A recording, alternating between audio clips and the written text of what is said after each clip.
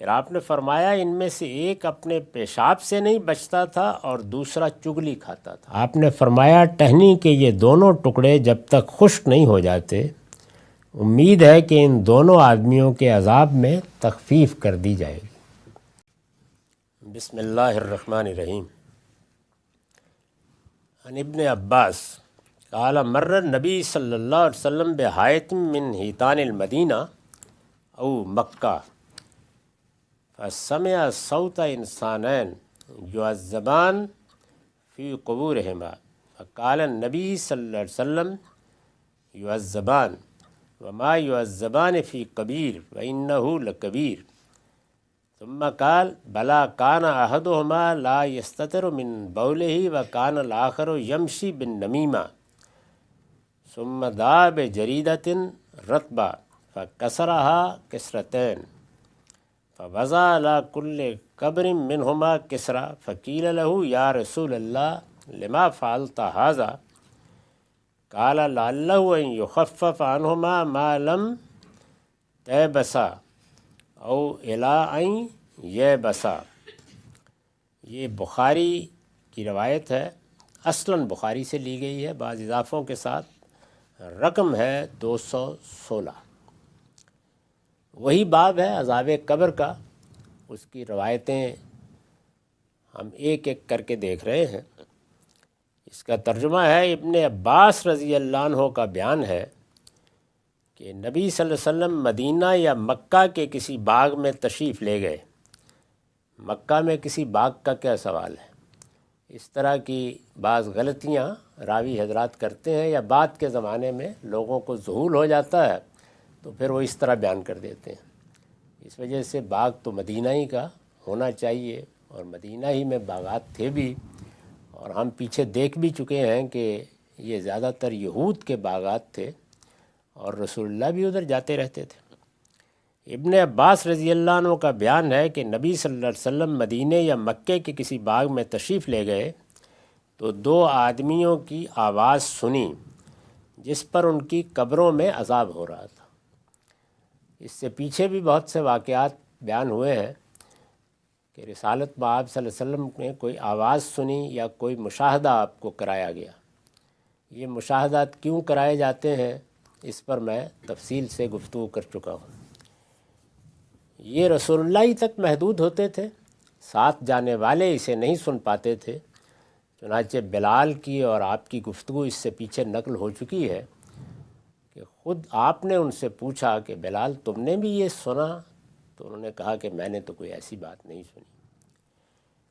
نبی صلی اللہ علیہ وسلم نے یہ سنا تو فرمایا کہ ان دونوں پر عذاب ہو رہا ہے، اور بظاہر کسی بڑی بات پر نہیں ہو رہا، لیکن اللہ کے نزدیک وہ بڑی بات ہی ہے۔ پھر آپ نے فرمایا ان میں سے ایک اپنے پیشاب سے نہیں بچتا تھا اور دوسرا چگلی کھاتا تھا۔ پھر آپ نے ایک گیلی ٹہنی منگوائی، اس کے 2 ٹکڑے کیے اور ان دونوں میں سے ہر ایک کی قبر پر ایک ایک ٹکڑا رکھ دیا۔ پھر آپ سے سوال کیا گیا کہ اللہ کے رسول آپ نے ایسا کیوں کیا ہے؟ آپ نے فرمایا ٹہنی کے یہ دونوں ٹکڑے جب تک خشک نہیں ہو جاتے امید ہے کہ ان دونوں آدمیوں کے عذاب میں بھی تخفیف کر دی جائے گی۔ اس روایت کے قبول کرنے پر بھی بہت سی بحثیں ہیں اور رد کرنے پر۔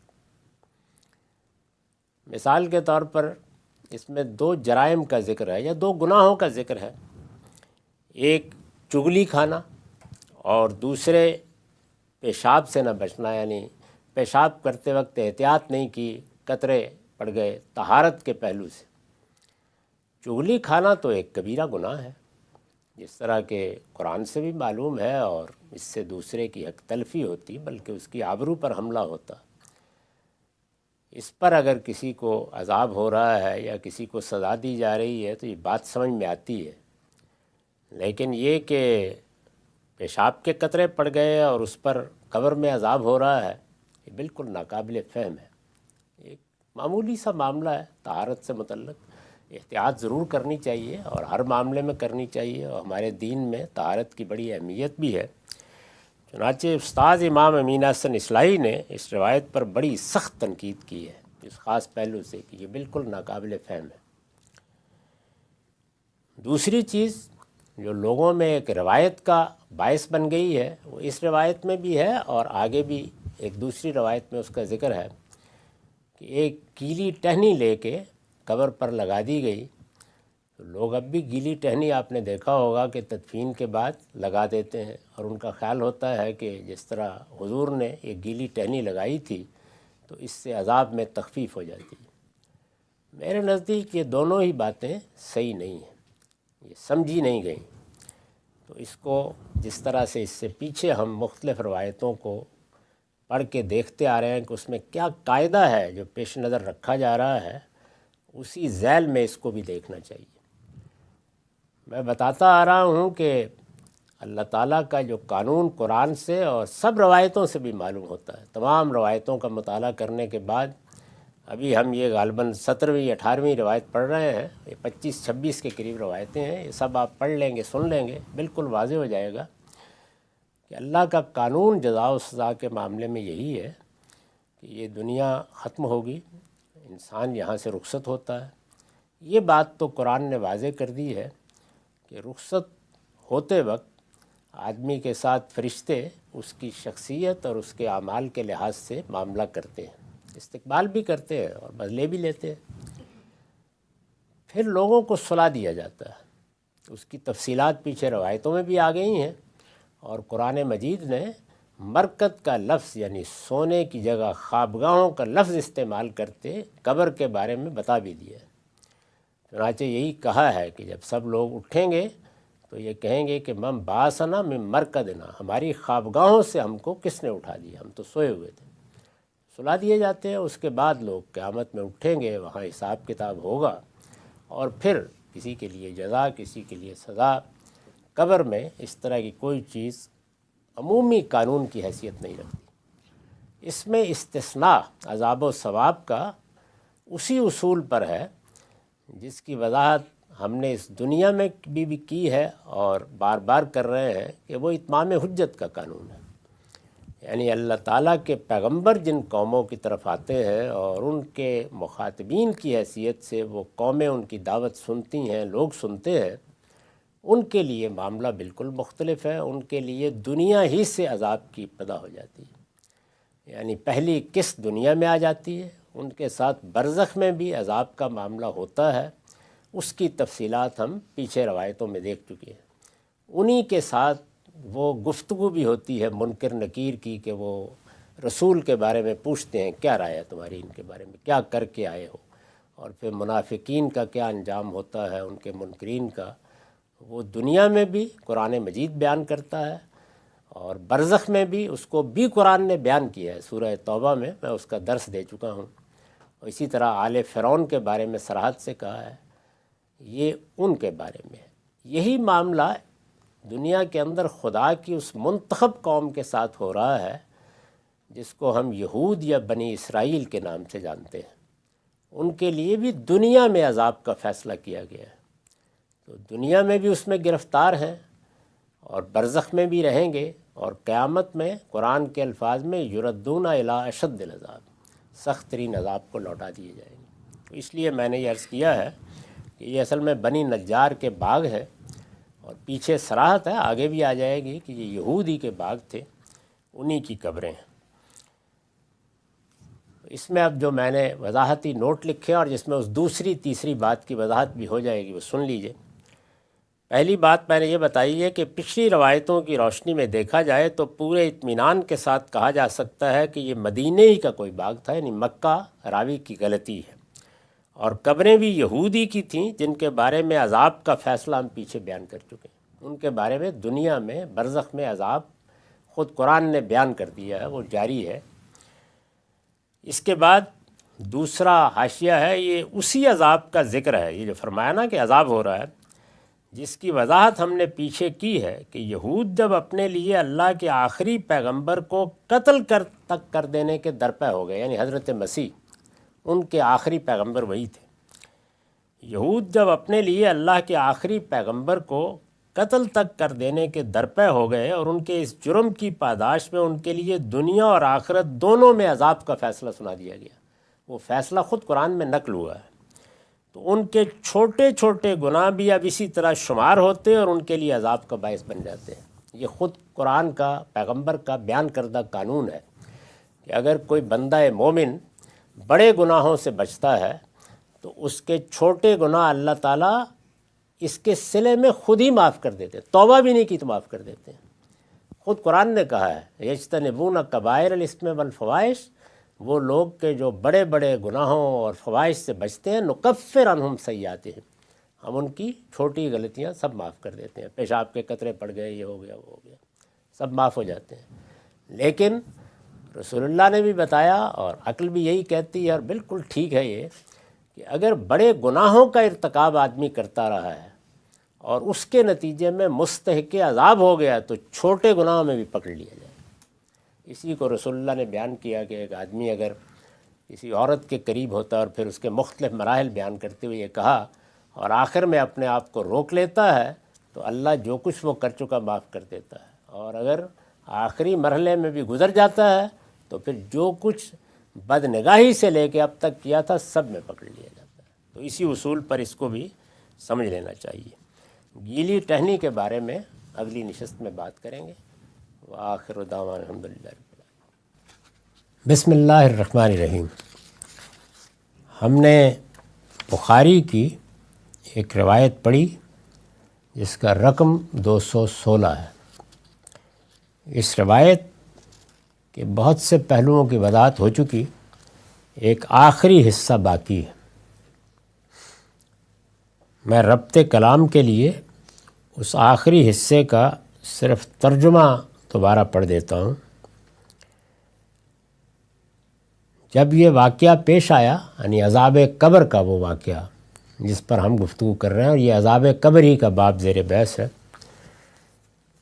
پھر آپ نے ایک گیلی ٹہنی منگوائی، یعنی رسول اللہ صلی اللہ علیہ وسلم نے ایک گیلی ٹہنی منگوائی، اس کے 2 ٹکڑے کیے اور ان دونوں میں سے ہر ایک کی قبر پر ایک ایک ٹکڑا رکھ دیا۔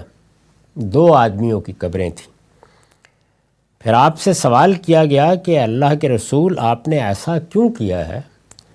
آپ نے فرمایا ٹہنی کے یہ دونوں ٹکڑے جب تک خشک نہیں ہو جاتے امید ہے کہ ان دونوں آدمیوں کے عذاب میں تخفیف کر دی جائے گی۔ ہمارے ہاں اس سے لوگوں نے یہ سمجھ لیا ہے کہ اگر گیلی ٹہنی کسی قبر میں نصب کر دی جائے تو اس سے عذاب میں تخفیف ہو جاتی ہے۔ یہ بات اس طرح نہیں ہے، نہ گیلی ٹہنی سے کچھ ہوتا ہے، نہ یہ گیلی ٹہنی اس مقصد سے لگائی گئی تھی۔ یہ کیوں لگائی گئی، کیا چیز پیش نظر تھی، اس پر میں نے وضاحت کی ہے کہ رسول اللہ صلی اللہ علیہ وسلم نے جب اس طرح کی صورتحال دیکھی تو اپنی کریم النفسی کے باعث، یعنی آپ کی اپنی شخصیت کا ایک بڑا غیر معمولی پہلو ہے کہ آپ بعض اوقات بڑی نرمی برتتے ہیں۔ پیغمبروں کے شخصی اوصاف میں بہت کچھ تفاوت ہوتا ہے۔ سیدنا موسیٰ علیہ السلام کا ایک مزاج ہے، ابراہیم علیہ السلام کا ایک دوسرا مزاج ہے، سیدنا مسیح بالکل دوسرے مزاج کے ہیں۔ رسالت میں آپ صلی اللہ علیہ وسلم کے ہاں بہت کریم النفسی ہے، یعنی بہت نرمی، بہت لطافت، اللہ تعالیٰ نے خود اس کی داد دی ہے اور یہ کہا ہے کہ یہ بڑی غیر معمولی چیز ہے جو آپ کی طبیعت میں اللہ کی طرف سے آپ کو حاصل ہے یا ودیت ہے۔ بعض موقعوں پر اس سے بڑے مسائل پیدا ہوئے ہیں۔ ایک بڑا مشہور واقعہ تو وہ ہے جس پر سورہ توبہ میں تبصرہ کیا گیا ہے کہ جس میں اللہ تعالیٰ یہ چاہتے تھے کہ لوگ اجازت لینے کے لیے آئیں تو اہل ایمان کے معاملے میں تو سختی کی جا رہی ہے، ایک بڑے امتحان سے وہ گزارے جا رہے ہیں، اس میں منافقین نمایاں ہو جائیں گے، تو آپ اس کی اجازت نہ دیں، پیش نظر یہی تھا۔ لیکن حضور سے جب لوگوں نے اجازت مانگی تو آپ اپنی طبیعت کے لحاظ سے انکار کر ہی نہیں سکتے تھے، تو آپ نے اجازت دے دی۔ اللہ تعالیٰ نے اس پر تبصرہ کیا ہے کہ عفا اللہ عنک لما اذنت، ساری اسکیم ہی خراب ہو گئی۔ اللہ آپ کو معاف کرے، آپ نے اطمینان سے سب کو اجازت دے دی۔ تو ایک طبیعت کے اندر یہ نرمی تھی۔ یہاں بھی جب قریب سے گزرے ہیں، میں بتا چکا ہوں کہ قبریں کن کی ہو سکتی ہیں، عذاب کی وجہ کیا تھی، وہ سب چیزیں بیان ہو چکی ہیں۔ تو یہاں پر بھی آپ نے وہی کیا، یعنی یہ چاہا کہ اگر میں پاس سے گزرا ہوں اور مجھے یہ دکھایا گیا ہے اور میرے سامنے کوئی حقیقت کھلی ہے تو کچھ ان کے لیے تخفیف ہو جائے، یعنی وہی نرمی، وہی محبت جو لوگوں کے لیے، انسانوں کے لیے آپ کے اندر سے اس کا ظہور ہوا۔ تو اس میں یہ تو واضح تھا کہ اللہ کے ایک قانون کے مطابق یہ معاملہ ہو رہا ہے، یہ تو نہیں کیا جا سکتا کہ میں اس کو بالکل ہی ختم کرنے کی درخواست کروں۔ تو آپ نے کچھ وقت کے لیے تخفیف کی دعا کی ہے، اور ٹہنی محض وقت کی تعین کے لیے، یعنی میں کتنی دیر کے لیے چاہتا ہوں۔ ظاہر ہے کہ وہاں گھڑی تو نہیں لگائی جا سکتی تھی نا، تو ایک ٹہنی کتنی دیر لیتی ہے خشک ہونے میں، کچھ دن تو لے ہی لیتی ہے۔ تو اس طرح چند دنوں کے لیے آپ نے تخفیف کی یا اس میں کمی کی دعا کی ہے۔ یہ ٹہنی کچھ نہیں کر رہی، نہ یہ عذاب میں کمی کر رہی ہے، یہ محض رسالت مآب صلی اللہ علیہ وسلم نے اپنی دعا کے بارے میں ایک وقت مقرر کیا ہے کہ پروردگار میں اتنی دیر کے لیے کم سے کم چاہتا ہوں کہ ان کے عذاب میں تخفیف ہو جائے، اس میں کمی ہو جائے۔ اس چیز کو بہت اچھی طرح سمجھ لینا چاہیے، اور کبھی یہ خیال نہیں کرنا چاہیے کہ اس طرح کے ٹوٹکوں سے اللہ تعالیٰ کے قانون پر اثر انداز ہوا جا سکتا ہے، یا اس طرح کوئی ٹہنی نصب کرنے کے نتیجے میں یا کوئی اور کام کرنے کے نتیجے میں کسی کے عذاب میں کمی آ جائے گی، یا کوئی شخص اللہ تعالیٰ کے ہاں کسی تخفیف کا مستحق ہو جائے گا۔ بالکل اس طرح کی چیزیں نہیں ہوتی۔ یہ دعا کی ہے آپ نے، اور واضح ہے، روایت میں بتایا گیا ہے کہ رسول اللہ صلی اللہ علیہ وسلم نے دعا کی ہے، اور اس میں یہ توقع ظاہر کی ہے کہ میری دعا ہے، اللہ قبول فرمائیں گے، لیکن کیا میں مستقل طور پر یہ دعا کر رہا ہوں کہ ان کا عذاب ختم کر دیا جائے؟ میں چاہتا ہوں کہ کچھ دیر کے لیے ان کے ساتھ میں یہاں سے گزرا ہوں تو نرمی کی جائے، اور اس نرمی کی مدت گویا مقرر کرنے کے لیے ایک ٹہنی نصب کر دی۔ ایک گیلی ٹہنی وقت لیتی ہے کچھ خشک ہونے میں، اتنی دیر کے لیے آپ نے دعا کی، اس سے زیادہ کوئی بات نہیں ہے۔ نہ اس کو اس لحاظ سے دیکھنا چاہیے، اور نہ ہمیں اب اس طرح کی ٹہنیاں نصب کر کے یہ خیال کرنا چاہیے کہ کسی کے عذاب میں کمی آ جائے گی۔ اس طرح کی کوئی چیز اس روایت سے نہیں نکلتی، نہ اس کا یہ مدعا ہے، نہ یہ چیز پیش نظر ہے۔